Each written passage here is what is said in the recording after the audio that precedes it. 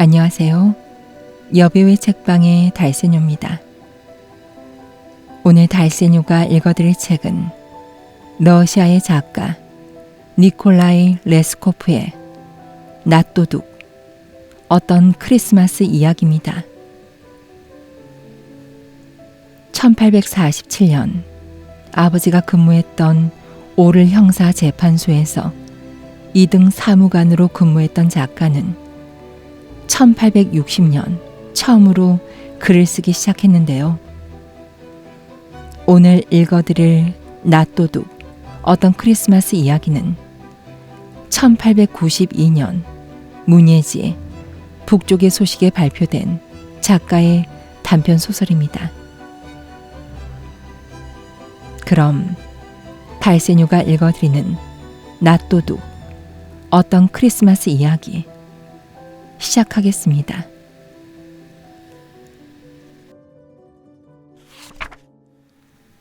오래된 우편마차 도로 근처에 한 야영 숙사에 한 무리의 사람들이 모여들었고, 마침내는 저마다 그 넓은 집에 자리를 차지하게 되었다. 말을 타고 여행하는 사람들, 걸어서 여행하는 사람들, 톱질하는 사람들, 풀 베는 사람들, 배심 좋은 행상들과 도로를 복구하는 망일꾼들이었다. 밖은 살을 애는 듯이 추웠고, 앞마당에 있던 사람들도 모두 들어와서 제일 먼저 숙소에 마련된 난로가로 온몸을 웅크린 채 어기적 다가가 자리를 잡으려 애썼다. 좁은 틈을 비집고 재빨리 엉덩이를 붙일 곳이라도 찾은 사람들은 흐뭇해했다. 처음에는 흉작이라든지 소장료와 같은 신변에 연관된 이야기들이 오갔으나 점점 사람들은 신의 섭리까지 들먹이게 되었다. 사람들은 하나님께서는 요셉에게 이집트의 흉년이 될 거라는 사실을 7년 전에 미리 알려주셨는데 왜 지금은 더 이상 그런 예언을 해주시지 않는지에 대해 이야기했다. 왜냐하면 지금 사람들은 자신들에게 닥쳐올 화를 전혀 예감하지 못한 채 무사태평하게 빈둥거리고 있었기 때문이었다. 그때 그곳에 있던 한 젊은이가 갑자기 벌떡 일어섰다. 그러고 나서 자신의 박학다식함을 과시하기 시작했다. 하지만 마침내 어떤 노인이 갑자기 모두의 시선을 자신에게 집중시키며 말했다. 그렇다면 자네들 말은 만일 우리에게 어떤 재앙이 다가올지 미리 알게 된다면 그 재앙을 피할 수 있다는 뜻이요. 당연하지. 그 반대일세. 불을 보듯 훤하기 때문에 당연히 피할 수 있을 거라 여겼지만 그러지 못한 경우가 적잖이 있소. 그게 도대체 뭔지 예를 한번 들어보시게. 글쎄 이런 경우겠지. 이 세상에 가난하고 불행한 사람들이 엄청나게 많다는 사실보다 더 명확한 것은 이런 사람들이 그렇게 많이 존재하는 한 우린 어느 누구도 평안하게 살 수 없을 거라는 사실이지. 하지만 이에 대해 심각하게 생각해 보는 사람은 아무도 없소. 물론 그렇지. 하지만 만일 우리가 그런 불행에 대해 미리 알게 되었더라면 틀림없이 우리는 좀 더 나아졌을 걸세.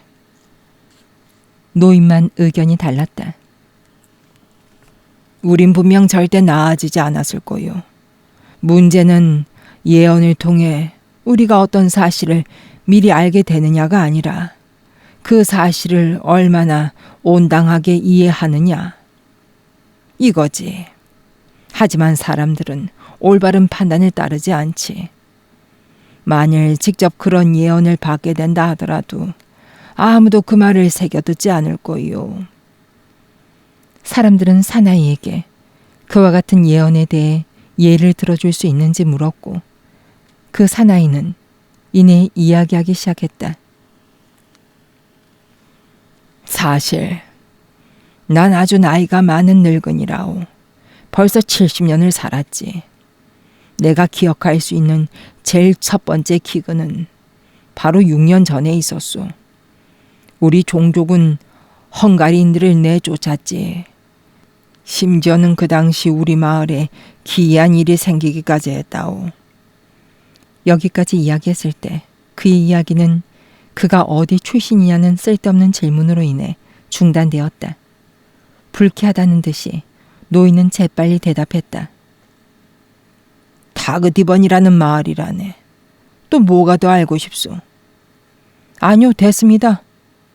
자, 그럼 이제 내 고장 다그디번에서 무슨 일이 일어났는지 잘 들으시오.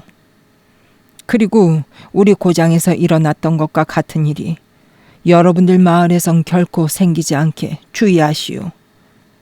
그리고 이제 내 이야기가 끝날 때까지 조용히 하시오. 내 충고는 그리 길지 않으니. 그건 참으로 불가사의한 일이었소. 우리 이웃마을 주위에는 도대체가 나닷 하나를 자라지 않는데도 우리 경작지는 작은 섬처럼 하늘을 향해 우뚝 솟아 있었소. 하나님께서 우리에게만 수확을 선물하셨소. 다른 이웃 주민들은 비탄에 잠겼지만 우린 하나님께 감사드리며 말했지. 하나님께 이 영광을 바칩니다. 그리고 우리는 이웃들이 우리를 괴롭힐 수도 있을 거란 생각은 결코 하지 않았지. 하지만 이웃 주민들은 확실히 우리를 시샘했어.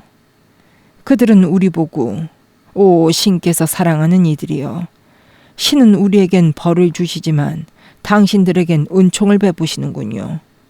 어떤 순교자에게 부탁을 했기에 그런 기적을 행사해 주시는 약속을 얻으셨나요? 라고 물었지. 이제 우리 마을 사람들은 모두가 신의 아주 높으신 총애를 받고 있다고 허세를 부리게 되었소. 우리는 곡식을 베고 거두어 들여 곡물들을 창고로 운반해 건조실에 쌓아놓고 마침낸 탈곡장에서 타작을 했지. 우린 하루 종일 흥청거리며 지내게 되었소.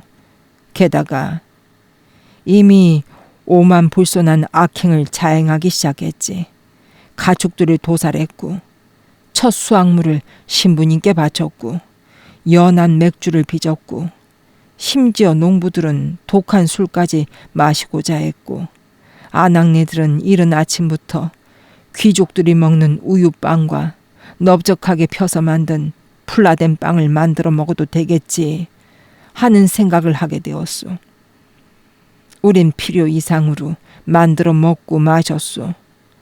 주변 이웃 마을들에서 사람들이 허섭쓰레기와 깻묵 따위로 고생하고 있을 때 우린 복에 겨워 이렇게 말했지. 다른 사람들이 기근에 시달리는 건 우리 책임이 아니야. 우린 그들의 농지에 아무 짓도 하지 않았어. 오히려 우리는 봄에 그들과 함께 들로 나가 제사를 드렸어. 하나님은 우리의 기도를 들으셨고 우리에게 풍작을 선사해 주신 거야. 하지만 하나님께서는 누구에게나 은총을 베푸시진 않아. 모든 건 하나님의 손에 달렸다고. 하나님은 공평하셔. 하지만 우리는 이웃 주민들을 외면하지 않겠어. 결코 그들 앞에서 자랑하지도 않겠어. 그 반대로 남은 곡식들로 그들을 도와야지. 그 후로 정말 이웃 주민들은 매일같이 계속해서 우리를 찾아왔소. 오고 또 왔지. 그런 일이 오랫동안 지속될수록 점점 그들은 우리에게 부담이 되었소. 거리는 그렇다 치고 결국엔 집 안에서조차 편안하게 앉아 있을 수 없게 되었소. 하루 종일 굶주린 자들이 공공한 처지에 대해 고래고래 악을 쓰는 소리 외엔 아무것도 들리지 않았지. 신의 은총을 받는 자들이여, 우리를 불쌍히 여겨 한 푼만 적선합시오. 하나님을 위하여. 그래, 좋다 이거야. 한 번 주고 두 번 주고. 그래도 그때까진 그럭저럭 견딜만 했소. 하지만 그러고 나면 결국 창문을 두드리며 신이 당신들의 청을 들어주실 것이오. 사랑하는 형제들이여, 부디 언짢게 생각하지 마시오. 라고 말하는 거요. 어떻게 됐냐고. 우리가 신의 총애를 받고 있는 것이 사실이라 하더라도 그들에게 커다란 빵 5덩어리를 줘봤자 모두를 배부르게 하기란 불가능했단 말이요. 그렇게 해서 한 명을 창틀에서 쫓아보내면 어느새 다른 굶주린 자가 그 자의 뒤를 바싹 쫓아가는 것이었소. 그러고 나면 우리는 직접 빵을 잘랐던 우리 자신이 매우 부끄러웠소. 그래요. 물론 그보다 더 명백하게 하나님이 직접 모두의 마음속에 찾아와 결코 어느 누구도 내쫓아서는 안 되고 다르게 행동하라고 일깨워 주셨소. 우리는 그대로 하기 전에는 편안하게 산다는 건 결코 생각조차 할 수 없었소. 우린 그런 사실을 깨달아야만 했소. 하지만 그러지 못했지. 그 당시 실제 예언자도 왔었소만 그는 혼자 웃음거리만 되었소. 예언자라는 단어가 나오자 사람들은 웅성거리며 술렁이기 시작했다. 귀를 기울이시오 형제들이여. 귀를 기울여 들으시오. 그는 이야기를 계속하기 시작했다. 굶주린 이웃 주민들은 우리들에게 짐이 되었고 결국 우리는 그들이 공공한 처지에서 벗어나도록 어떻게 도와야 하는지 더 이상 어찌할 줄 몰랐소. 정말 아무것도 생각해낼 수 없었소.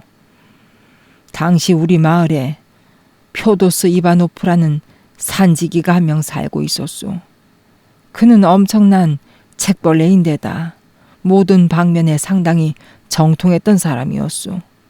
그때 표도스가 우리들에게 말했소. 형제들이여, 그렇게 아무 생각 없이 빈둥거리는 것은 옳은 일이 아니오. 사람들이 무슨 말을 하던 간에 우린 냉정합니다.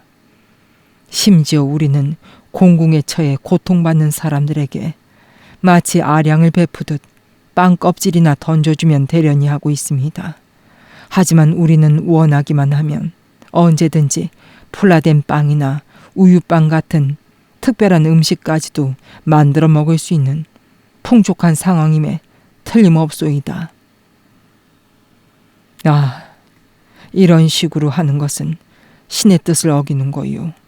하나님의 말씀을 따르려면 가능한 한 우리를 위해선 덜 사용하고 가난으로 고통받는 자들에게 많이 베풀어야 합니다.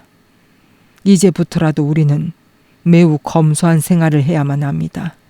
그렇게 하면 우리의 영혼이 가벼워져 빛을 발하게 될 것입니다. 하지만 솔직히 말해 이런 궁지에서 벗어나려면 물론 심하게 고생하겠지요. 고난과 불행은 어리석음에서 오는 것이요. 하지만 우리가 스스로 맑은 빛 속에서 잘 생각해 본다면 어떤 고통이 정말로 더 괴로운 것인지 결코 우리가 알 수 없었던 죄의식을 깨닫게 될 것입니다. 그러면 우리는 주여 내리쳐 저를 죽여 주옵소서라고 기도드리게 될 것입니다. 내가 이미 표도스는 박식한 사람이며 그는 모든 것을 인간적인 면에서 고찰한다고 말씀드렸소. 즉 인간은 무엇을 행해야 하는가?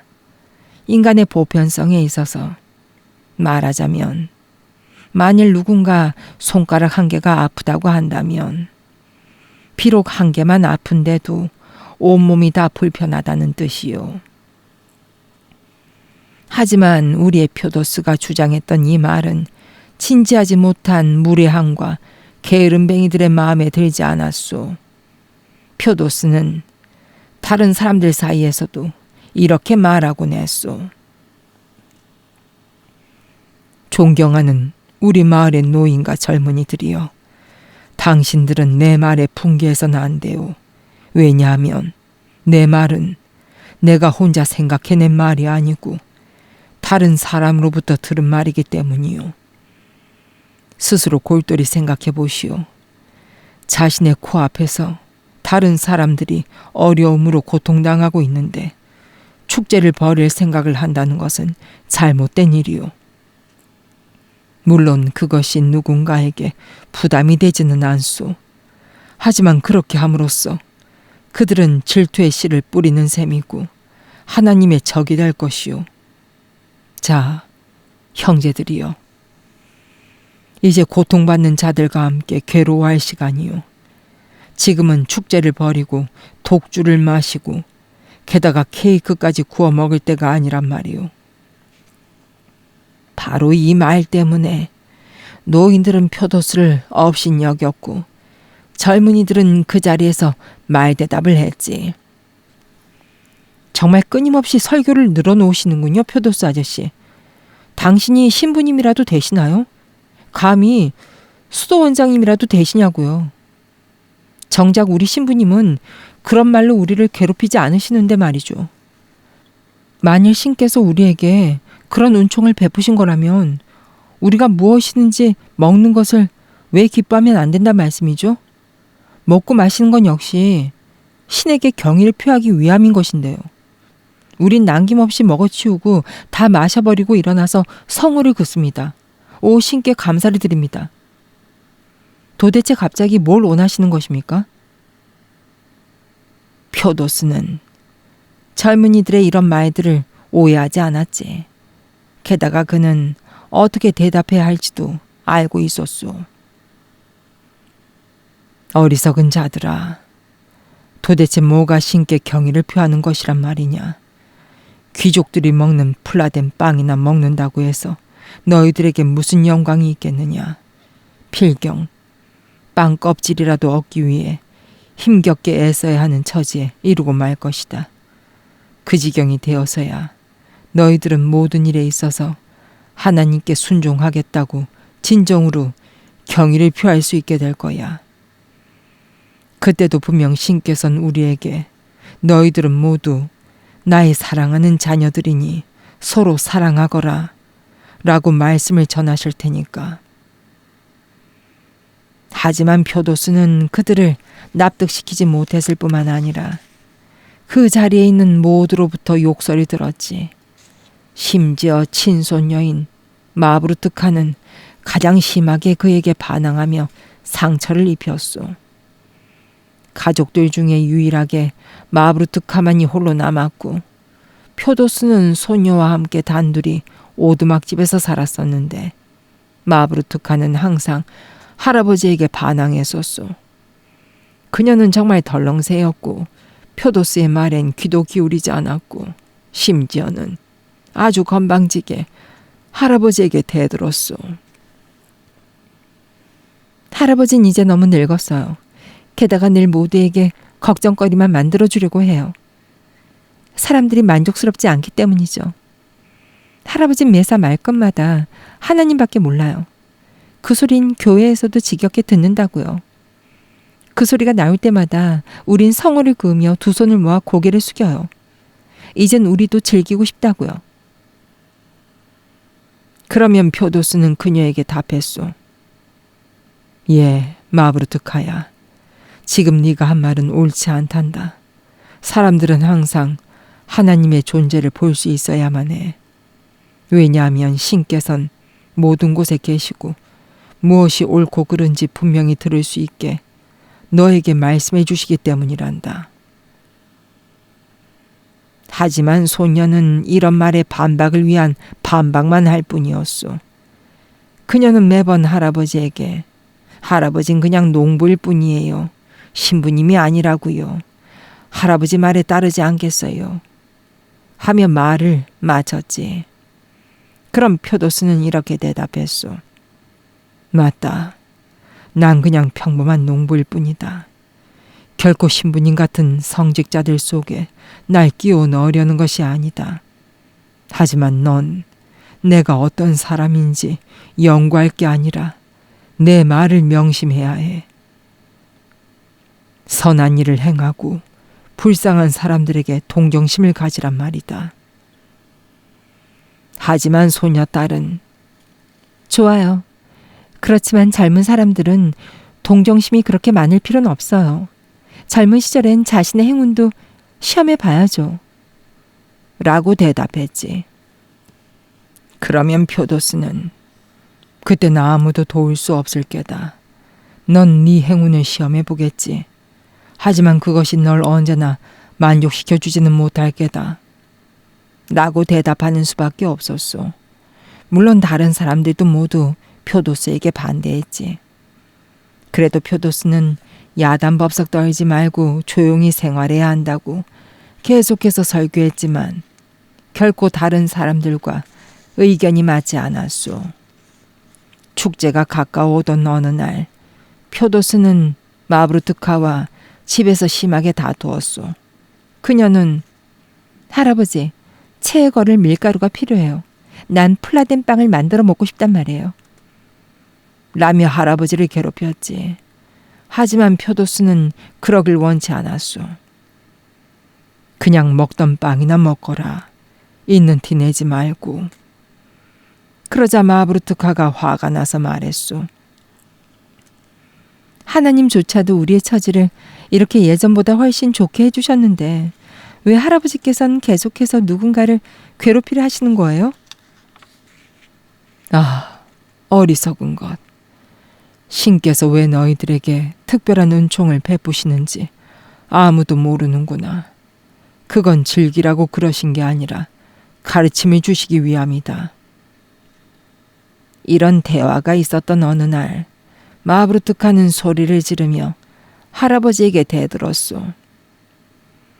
제발 할아버지하고 함께 오래 살 일이 없길 빌어요. 신께서도 할아버지가 돌아가시길 바라고 계셨으면 좋겠어요. 하지만 이런 말에도 표도스는 화를 내지 않았소. 걱정 말거라. 어려운 일도 아니지. 조금만 기다려라.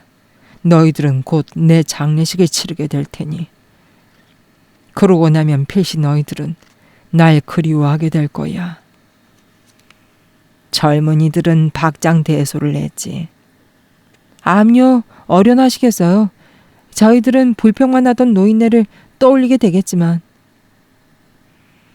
표도스를 존경할 만한 사람이라고 했던 노인들조차도 표도스의 편이 되어주지 못했고 젊은이들과 마찬가지로 말하곤 했지. 어째서 그자는 그리도 교만한 거지. 표도스는 정말 다른 모든 게으름뱅이들보다 튀기를 바라고 있어. 우리가 표도스에 대해 잘 알지 못하는 것 같아.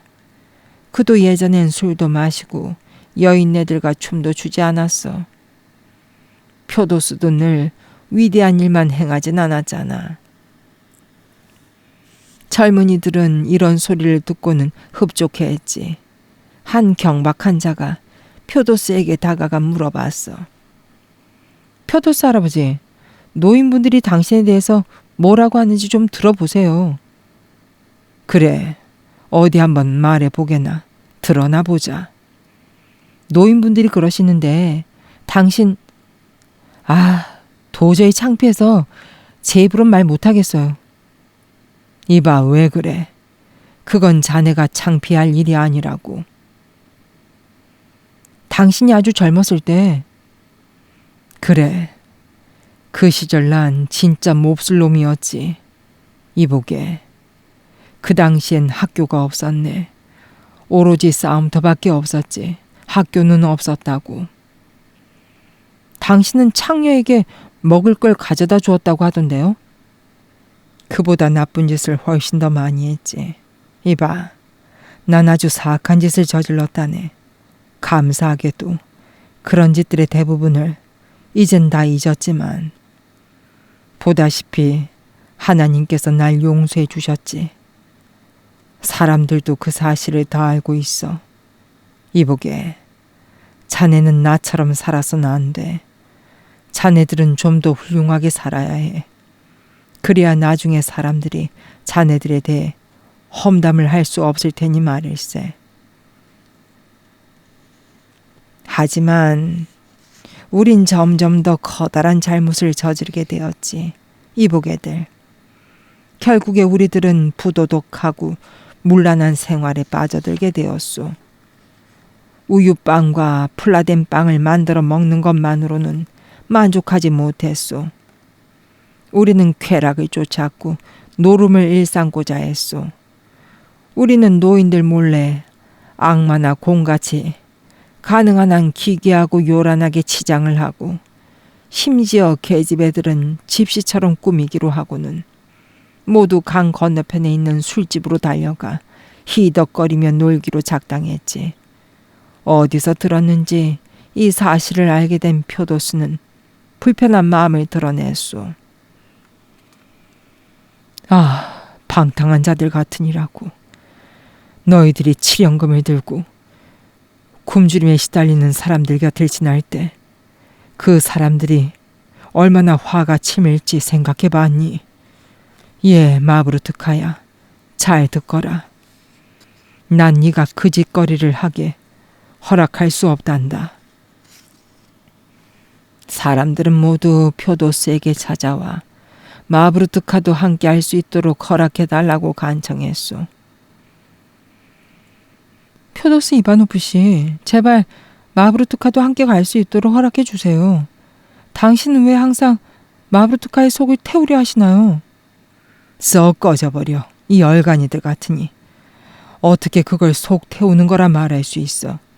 난 단지 인간들이 멍청이가 되어가게 내버려둘 수 없을 뿐이라고. 암요, 물론이죠. 당신은 언제나 그랬으니까요. 당신은 늘 모두가 할 수 있는 것 이상으로 현명하길 요구했으니까요. 결코 능력 이상의 것을 요구하지 않았어.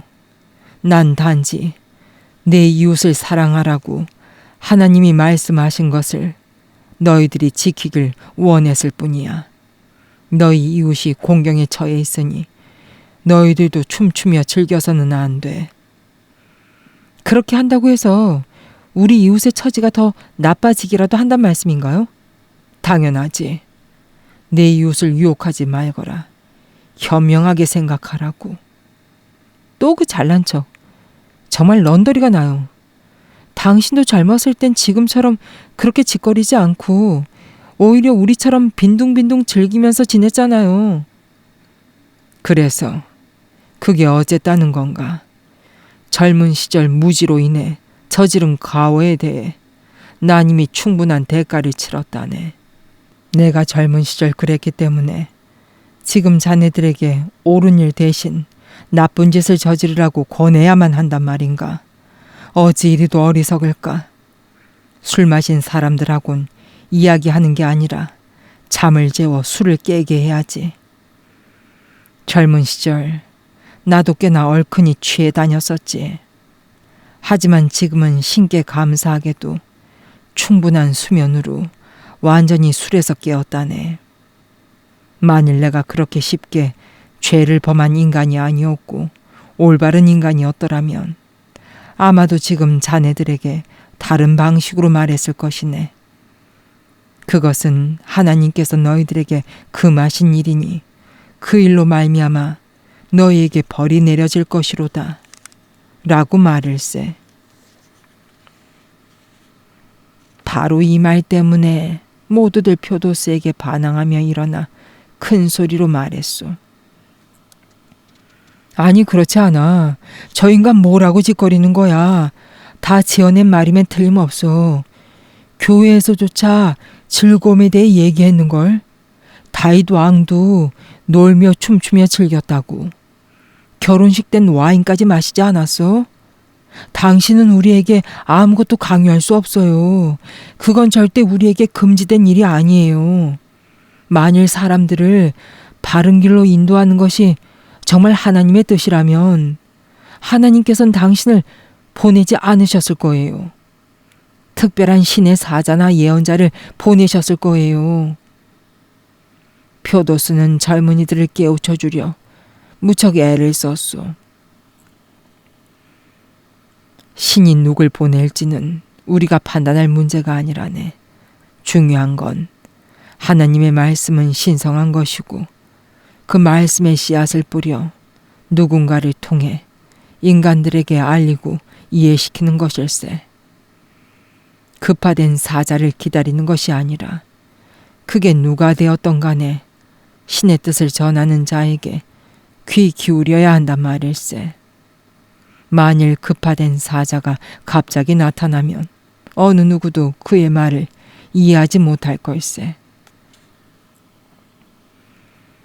비록 모두가 표도수와 언쟁을 벌이긴 했지만 누구나 다 드러내놓고 그 말을 거역하길 꺼려했소. 우리는 노인들이 장녀에 대해 했던 이야기가 떠오를 때면 겉으론 표도수를 존경하지 않는 것처럼 행동했지만 그가 이미 오래전에 반듯한 사람이 되었다는 사실을 인정하지 않을 수 없었다네. 그러고 나면 우리는 표도수 앞에 서기가 부끄러웠지. 예전에 그가 나쁜 짓을 많이 했다는 건 사실이었소. 그는 정말 몹쓸 사람이었소. 하지만 이미 오래전에 모든 것을 일축시켰지. 그는 정말 반듯한 인간이 되었소. 한편으로 우리는 우리의 계획을 실행시키고자 했지만 다른 한편으론 우리 자신이 부끄러웠소. 그래서 우리는 우리의 계획을 숨기기로 하고 크리스마스 전날 저녁에 곡물 창고에 모여 집단 속 한 귀퉁이에 숨어서 서로를 기다리며 분장을 하고 때를 지어 술집으로 몰려가기로 은밀히 약속했지. 선술집에서 축제가 열릴 거라는 걸 우리는 알고 있었소. 들은 바에 의하면 술집 주인은 소 1마리와 돼지 3마리를 잡았고 연한 맥주를 2통이나 양조했다는 것이었소. 그곳에서 우리는 미친 듯이 먹고 마실 생각이었지. 계집애들은 집으로 가는 길에 자신들이 숨을 곳을 보고자 했었고 물론 그 계획은 완벽하게 진행되었지. 그래서 우리는 매우 바빠졌어. 특이한 의상들을 가져다 은밀한 장소에 숨겨야만 했소. 그리고 굶주린 이웃들이 행여 우리를 관찰하고는 우리가 숨겨놓은 물건들을 훔쳐갈지도 모른다는 불안감에 항상 시달렸지. 크리스마스 이브까지 그들에게 먹을 것을 조금 주면서 아낙네들과 계집애들이 말했소. 잘 들어. 내일은 이리 오지 마. 우린 내일 목욕탕에 가서 목욕할 거야. 그러고 나서 도끼로 나무를 깎아 의자를 만들어야 해. 내일 우리 마을에 남아있는 사람은 아무도 없을 거야. 그러니 잘 알아듣고 대비를 하도록 해. 마브르투카는 표도스 할아버지가 숲으로 가고 나면 옷과 장신구들을 곡물 창고에 가져다 놓으려 했네. 집에 있는 것들 중 필요한 것들을 모두 챙겨 깨끗이 닦고 있을 때 창밖으로 진눈깨비처럼 눅눅한 눈보라가 휘몰아치는 것을 봤소. 기가 막혀 허탈한 얼굴로 마브르투카는 중얼거렸지. 빨리 갔다 오지 않으면 할아버지한테 들키겠는걸. 하지만 문을 열자마자 눅눅한 눈이 그녀의 얼굴에 들이쳤고 그녀는 문 바로 옆에 있는 연자 방아 위에 한 거지 아이가 앉아있는 것을 봤지. 그 아이는 아주 이상해 보였어. 얼굴은 아름답게 생겼지만 옷이라곤 다 떨어진 외투가 전부였지. 외투의 어깨에는 지프로 쑤셔박아 채운 커다란 구멍이 뚫려 있었소. 마치 부러진 날개가 지프로 덮여 고정되어 있는 것 같았소. 그때 마브르투카는 아이에게 화를 냈소. 뭘 원하지? 이런 날 여기 와 있으면 어쩌라는 거야? 이 망할 놈의 비렁뱅이들 같으니라고. 아이는 말없이 서서 커다란 눈으로 그녀를 쳐다봤지. 딱부리 같은 눈으로 뭘 쳐다보는 거야? 썩 꺼져버려. 하지만 아이는 꼼짝 않고 그 자리에 서 있었소. 그러자 마브르투카는 몸을 휙 돌리며 쏘아 붙였지. 지옥에나 가버려. 그러고는 전혀 영혼의 거리낌 없이 달려나가 버렸소. 마브르투카는 오늘 참석하지 못할 거라는 소문이 나돌았기 때문에 그녀는 그렇게 서둘러 달려갔던 것이요. 곡물 창고까지 달려간 그녀는 창고 안에서도 가장 구석진 곳의 집더미 속에 자신의 물건들을 숨겼지. 하지만 되돌아가기 위해 다시 일어났을 때 부리부리한 눈에 그 아이가 바로 문 앞에 서 있는 걸 봤소. 마브루투카는 분노했소. 너희 건방진 놈 같으니 내 물건을 훔치려고 날 염탐하고 있었지? 내가 네 버릇을 고쳐주마. 그러고는 아이를 즉사시킬 수도 있을 것 같은 무거운 도리깨를 아이에게 힘껏 던졌소. 오 하느님 감사합니다. 다행히도 아이는 도리깨를 피해 달아나 버렸소. 그 사실이 마브루투카를 더욱더 화나게 만들었고 그녀는 아이를 뒤쫓아갔소. 하지만 구석에 숨었는지 겁에 질려 곡물 창고를 빠져나갔는지 마브루투카는 녀석을 찾지 못했고 할아버지가 숲에서 돌아오기 전에 집에 가 있으려고 얼른 집으로 갔소이다. 그때 그녀는 어떤 불행이 자기 앞에 서 있는 듯한, 그리고 누군가에게 추격당하는 듯한 불안한 생각이 들었소.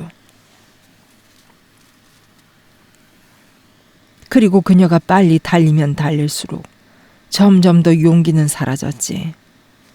게다가 누군가가 자기 집 앞에 있는 것 같았소.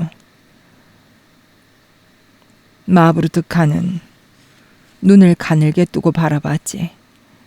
딱 뿌리는 녀석이 벌써 와 있는 것일까. 그때 마브루투카와 동갑내기인 소녀가 양동이를 들고 그녀 옆을 지나가다 물었소. 어떻게 된 거야? 혹시 발이라도 삔 거니? 하지만 마브루투카는 그녀에게 손짓을 하며 물었지. 혹시 여기에서 우리 집이 보이니? 우리 집 앞 창문 아래 벤치에 누가 앉아있니? 글쎄, 표도스 할아버지하고 그리고... 갑자기 야맹증이라도 걸린 거야? 웬걸, 아주 똑똑히 보여. 손엔 벙어리 장갑을 끼셨고 기둥의 길에서는 기침 때문에 아주 괴로워하고 계셔. 눈이 부리부리한 녀석도 보이니? 그 녀석 오늘 하루 종일 온 동네를 돌아다녔어. 그런데 지금은 어디론가 가버렸고. 그러자 마브루투카가 그녀에게 자기도 그 녀석을 봤고 그 녀석이 자기가 물건들을 어디에다 숨기는지 염탐했다고 말했소이다. 그리고 이제 그놈이 내 물건들을 찾아 훔치려고 해. 얼른 가서 다른 데다 숨겨. 네 말이 맞아. 그래야겠어. 순간 마브루투카는 곡물 창고에서 기분이 언짢아질지도 모른다는 느낌이 들었소. 마브루투카가 집으로 돌아오자 몹시 실망한 표도스가 말했지. 내 말 명심하거라. 재앙이 일어나지 않도록 주의하거라. 할아버진 절 가로막지 못해요. 어떻게 강제로 막을 수 있겠니? 그게 무슨 소용이 있겠어. 하지만 어디 한번 말해보렴. 도대체 그렇게 해서 너한테 좋은 건 뭐냐? 돌아올 때 너희들에게 남는 건 아무것도 없을 게다. 내 말 명심해라. 또 시작이시군. 또 시작이야. 우린 아무것도 두려워하지 않아요. 그리고 들으신 대로 축제는 열릴 거예요. 벌써 소와 돼지를 잡고 맥주도 양조했어요. 봐라 얘야. 너희들이 어떤 미친 짓을 했는지. 술을 만들고 가축들을 도살하다니. 돼지가 참으로 불쌍하시겠어요. 난 까마귀도 불쌍하단다. 높으신 신의 섭리조차도 그 작은 몸통 하나에까지 마음을 쓰시는데 조그만 까마귀 몸통에도 신경을 쓰신다고요? 그래. 신의 섭리요? 그래. 퇴! 마브루투카는 큰 소리로 침을 뱉었소. 왜 침을 뱉는 거냐? 할아버지 말씀에 뱉었어요. 내 말에 침을 뱉을 수 있을지 모르나 신께는 그렇게 무리하게 굴지 말거라. 하나님 같은 거 필요 없어요. 내 눈을 똑바로 보고 말하거라. 그러죠. 신은 항상 우리한테 억지로 자기 뜻에 따르게 해요. 함부로 짓거리는구나. 어리석은 것 같으니라고.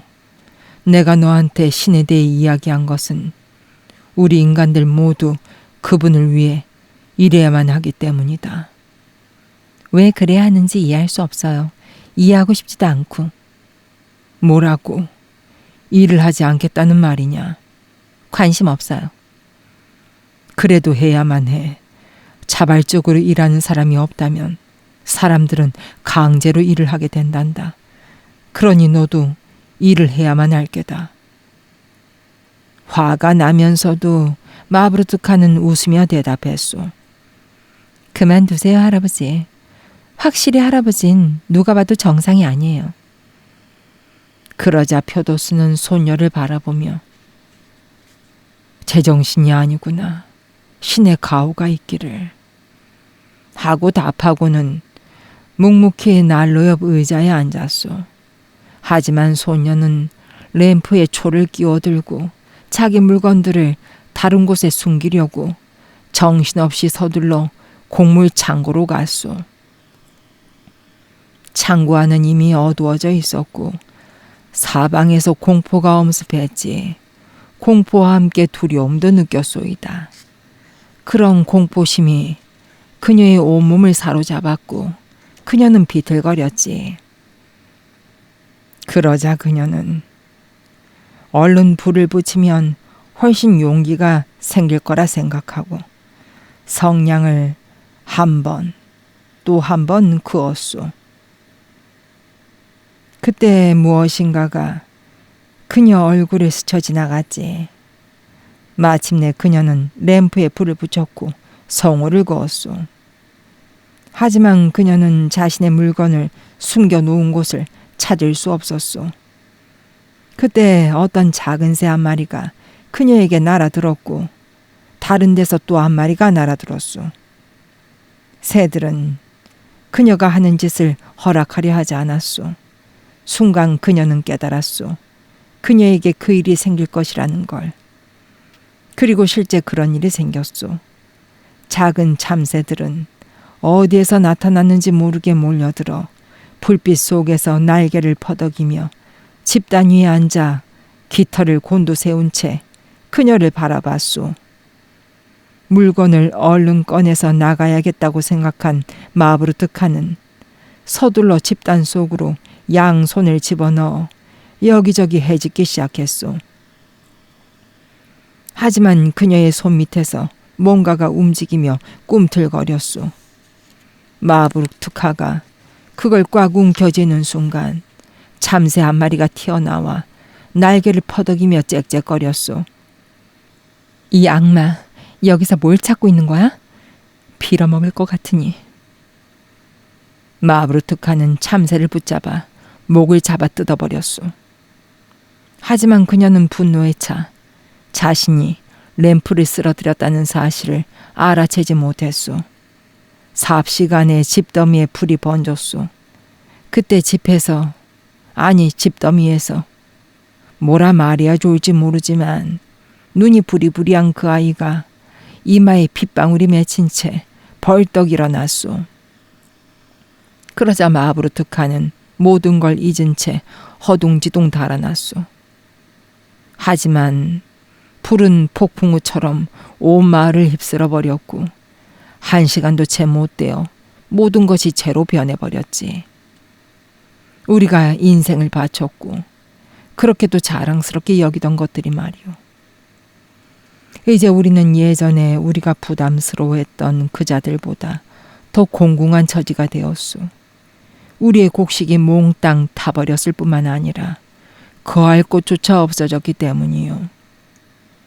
그래서 우리는 어쩔 수 없이 우리에게 구걸했던 자들에게 찾아가 날이 따뜻해질 때까지만이라도 그들 집에 머물 수 있게 해달라고 간청하는 수밖에 없었다오. 그 화재로 인해 표도수도 심한 화상을 입어 다시는 일어날 수 없게 되었소.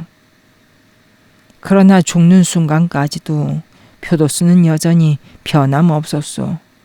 오히려 다른 사람들에게 위로의 말을 전했다오. 괜찮아. 아무 일도 아니야. 신께서 보내신 것은 모두 다 선하다네.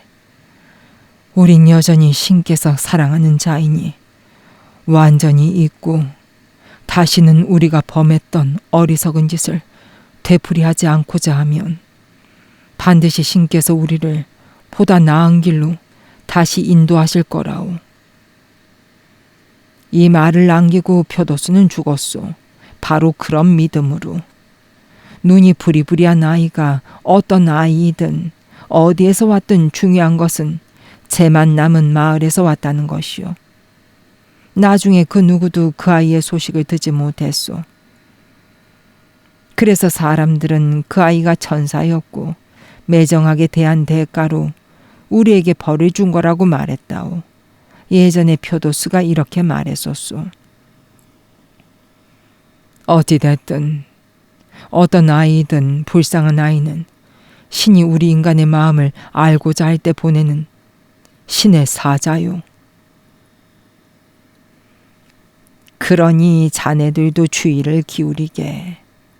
혹여 자네들 중 누군가가 그런 신의 사자와 만날 수도 있으니 말일세.